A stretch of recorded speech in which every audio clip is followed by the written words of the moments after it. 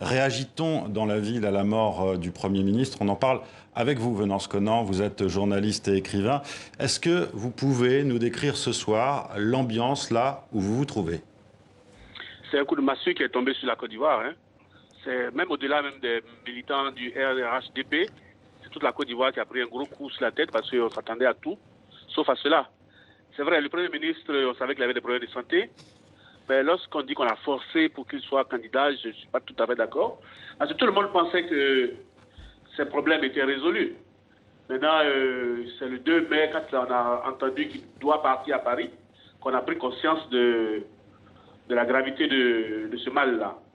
Bon, pendant 2 mois, tout le monde était suspendu, si je peux dire, aux nouvelles de Paris. Quand il est revenu, on pensait que le problème était réglé, mais malheureusement, voilà, ça vient de tomber et c'est vraiment un gros coup.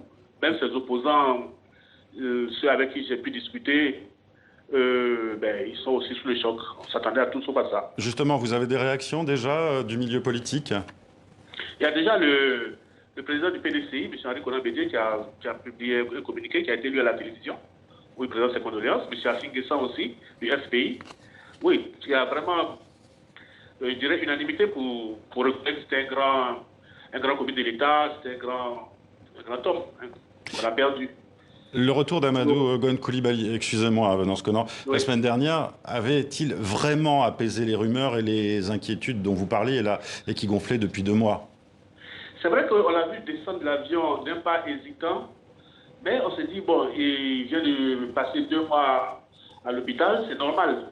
Ça a rassuré un peu ses militants, qui étaient très inquiets. C'est vrai, pendant ces 2 mois, ils se posaient des questions. Et ils se sont rendus compte qu'ils avaient un candidat qui était, somme toute, fragile. Mais son retour les a rassurés et ils se disaient, OK, il va se reposer et puis les choses vont reprendre jusqu'à ce qu'aujourd'hui, cette nouvelle tombe. D'autant plus qu'on l'avait montré allant au bureau le lundi dernier. Ce matin, quand il allait au Conseil des ministres, il y a eu des images qui ont circulé où on l'a vu, il était assez requinqué, si on peut dire. Et donc l'espoir avait commencé à revenir dans son camp. Il avait clairement dit qu'il était en forme. En tout cas, le décès de celui qu'on surnommait AGC, un dauphin donc désigné d'Alassane Ouattara, rebat complètement les cartes pour la présidentielle. Est-ce que vous avez déjà des hypothèses sur ce qui pourrait se passer? Est-ce que vous avez déjà des noms qui circulent sur qui pourrait le remplacer à la candidature pour la présidentielle? On pense évidemment à Alassane Ouattara. Oui, il y a M. Alassane Ouattara lui-même. Il avait dit à Katiola, il y a quelques mois, que si M. Bédié et M. Gbagbo se présentaient, il n'était pas exclu que lui-même revienne. Mais est-ce qu'il ira jusque-là? Je n'en sais rien. Mais cela dit, il y a le nom de Ahmed Bakayoko, celui de M. Patrick Hachi, même M. Duncan, le Premier ministre. Voilà, des noms circulent.